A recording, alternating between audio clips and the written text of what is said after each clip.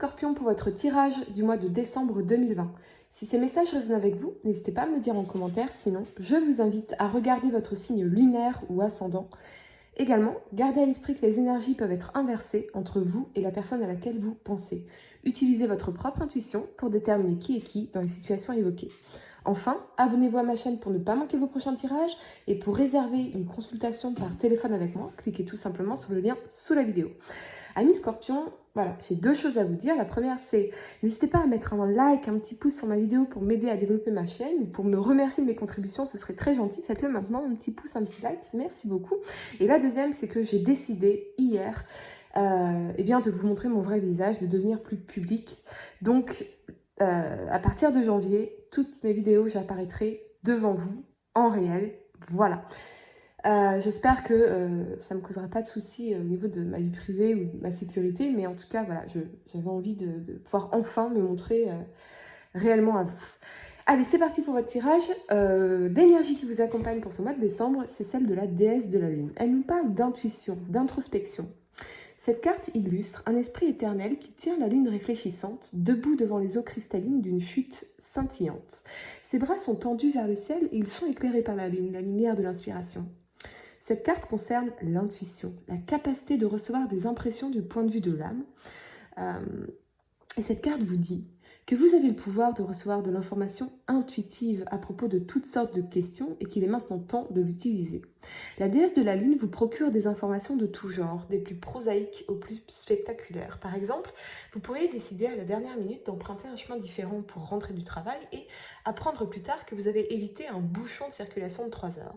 Ou vous pourriez avoir une idée pour une formidable invention, un investissement en bourse ou un roman fascinant.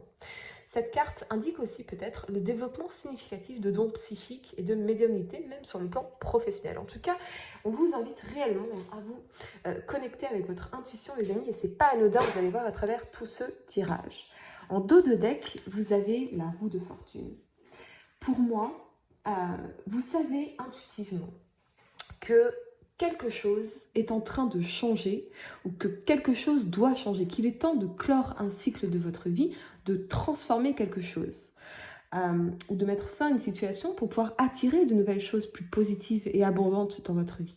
Que ce soit de l'abondance en termes d'opportunités professionnelles ou sentimentales, de finances ou d'émotions dans une relation. Quelque chose en tout cas doit changer ici. On vous dit vraiment d'oser emprunter de nouveaux chemins ce mois-ci pour vous ouvrir à la vie et vous rapprocher davantage encore des idéaux que vous défendez. Et vous allez voir que cette roue de fortune, elle résonne à travers tout votre tirage, vous allez comprendre. La première carte que vous avez pour le passé est le valet d'épée. Il nous parle de curiosité et de motivation, de communication, de confiance et de dynamisme. Et avec cet alignement de la tour et de la 7 de coupe ici, ce que je reçois, c'est que il se peut, avec la tour ici, qu'un événement ou une découverte ait brisé la confiance dans une relation, qu'elle soit sentimentale, familiale, amicale ou professionnelle, bien évidemment. Mais avec la tour, quelque chose s'écroule ici car les fondations n'étaient pas stables. Peut-être basées sur un mensonge, un certain opportunisme, une illusion, un manque de conscience de votre propre valeur qui a pu vous amener, les amis, à fréquenter quelqu'un qui n'était pas à votre niveau sur le plan intellectuel, sur le plan émotionnel, ou qui vous faisait remettre en question votre propre confiance en vous, votre propre valeur en tant qu'homme ou en tant que femme. Quoi qu'il en soit, intuitivement, ici avec la carte de la lune, vous savez que quelque chose doit changer. Alors, n'oubliez pas que les énergies peuvent être inversées. Donc ça peut aussi être la personne à laquelle vous pensez qui incarne cette énergie. C'est comme si on vous volait votre valeur ici, ou comme si on l'a drapée pour l'amenuire, pour la faire disparaître, pour vous écraser peut-être, ce genre de choses, voire vous voler matériellement pour certains. Ça peut aussi nous parler d'espionner avec ce valet d'épée, d'espionner sur les réseaux sociaux, sur Facebook, tout ça. Et on découvre des choses qui font s'écrouler une situation ici. Peut-être que pour certains, vous avez réellement fait une rencontre récente avec ce valet d'épée qui nous parle de l'émergence d'une relation sentimentale et bam, vous découvrez le poteau rose, vous découvrez l'anguille sous roche et c'est un rêve qui s'écroule ici, ou la promesse d'un rêve ici. Vous réalisez peut-être aussi l'immaturité d'une personne que vous fréquentez et votre rêve s'écroule, ou la confiance est brisée en tout cas. Sur le plan professionnel, vous êtes bon orateur et vous saurez naturellement séduire ou motiver vos interlocuteurs, mais peut-être qu'un événement extérieur ici a pu faire s'écrouler votre confiance en vous ou un projet auquel vous teniez particulièrement, auquel vous avez investi énormément avec cette énergie de la 7 de coupe ici. Je ressens en tout cas une énergie de désillusion parce que vous y avez mis tous vos efforts. On vous dit également de profiter davantage du moment présent. Il n'y a pas que le travail, le statut social et l'épanouissement financier dans la vie, ou plutôt dans une vie fantasmée. Si vous êtes tellement dans la mentalisation de vos objectifs futurs que vous en oubliez finalement l'instant présent, de vous sentir connecté, ancré dans le présent, ce qui vous pousse du coup à cultiver l'anxiété, le stress, plutôt que la confiance, la sérénité et la gratitude de l'instant. On me parle ici en tout cas d'un besoin profond d'évolution. Conscient de l'imperfection de votre situation actuelle, professionnelle ou sentimentale, vous accepterez, ou vous devrez accepter, de remettre en cause certaines de vos certitudes, les plus ancrées bien sûr, et de vous abreuver de nouvelles connaissances. C'est l'introspection avec la carte de l'ermite, et elle est vraiment centrale à tout votre tirage. Donc pour moi, vraiment, ce mois de décembre, c'est l'introspection, la réflexion. Et ça vous permettra justement, les amis, de pointer le regard dans une direction plus en accord avec vos désirs. Mais ça doit venir de l'intérieur ici, et non de l'extérieur. Quelque chose doit changer ou se transformer ici. Et c'était annoncé par cette énergie de la roue de fortune. Et ce changement, bien sûr, il doit d'abord s'opérer dans votre vie intérieure, pour se manifester ensuite dans votre vie extérieure. Un mois d'introspection fondamentale à votre construction future et intuitivement, vous le savez déjà les amis. La première carte que vous avez pour le présent est le valet de denier. Il nous parle de planification, d'élaboration, de matérialité, de richesse et de détermination. Ce qui m'indique que votre introspection ici sera davantage tournée vers la recherche de solutions pour surmonter une difficulté ici dans l'énergie de l'ASDP, obtenir une victoire, cette notion de réussite après un échec ou une série d'échecs, ou bien sûr après cet événement annoncé dans cette énergie de la tour. Alors ça peut être bien sûr sur le plan professionnel, puisque avec le denier on est dans le monde matériel et physique, mais ça peut aussi être sur le plan sentimental et vous êtes dans une réflexion froide et intellectualisée en fait. Vous voyez, on est loin des émotions là. En tout cas, ce mois-ci, vous êtes en recherche de solutions. Que dois-je mettre en place pour surmonter cette difficulté? Comment tirer le meilleur de ce qui m'arrive? Qu'est-ce que je veux vraiment dans ma vie, quel que soit le domaine?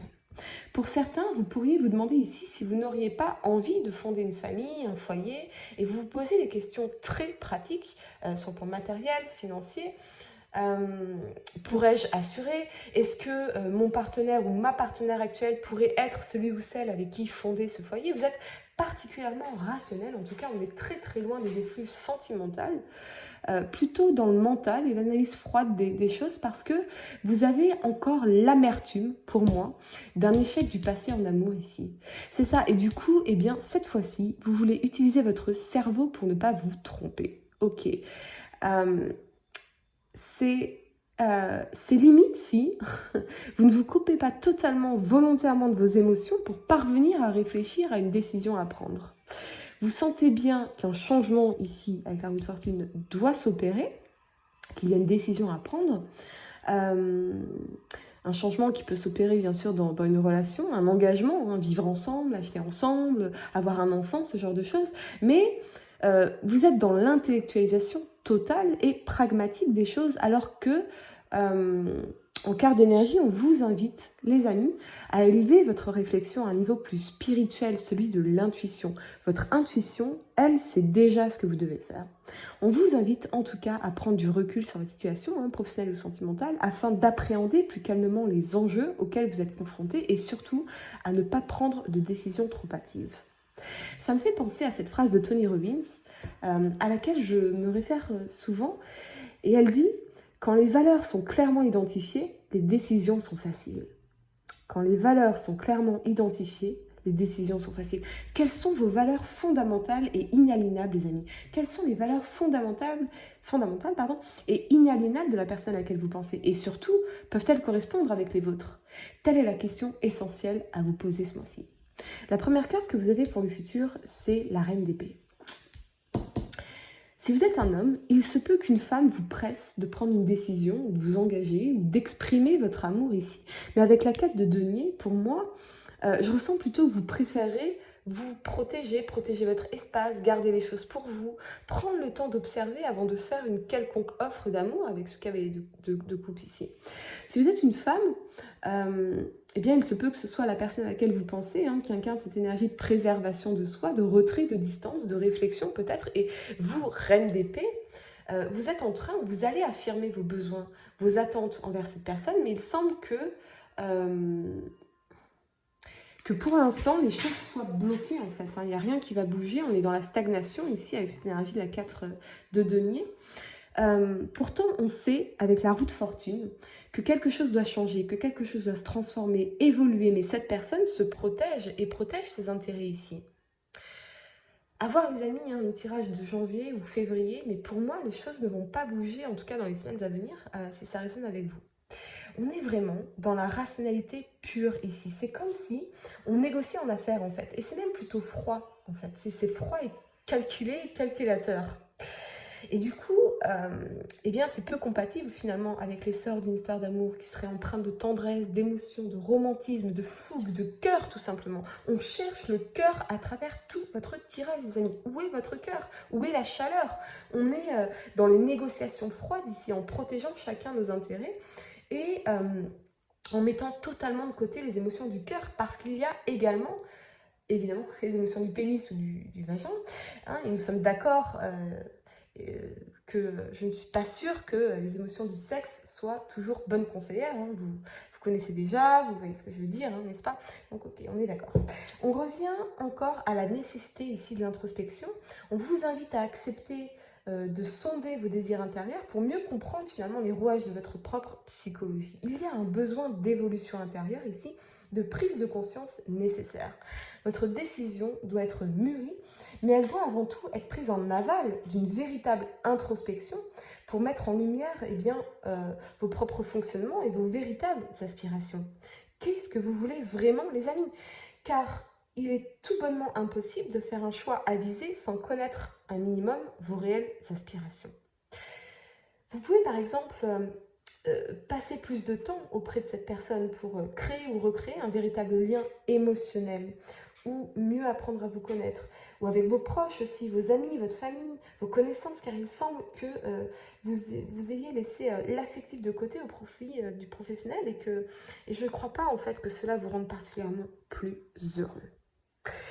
En tout cas, la décision sera la vôtre, soit d'accepter que cette personne soit dans une énergie de stagnation et d'accepter plutôt d'incarner une énergie de patience. Si vous pensez véritablement que cette personne incarne les mêmes valeurs que vous et que vraiment vous la voyez en partenaire possible, futur, soit voilà, c'est à vous de réfléchir ici. Mais cette réflexion, elle doit venir de l'intérieur, elle doit venir de vous-même, les amis. Et intuitivement, moi je crois que vous savez déjà.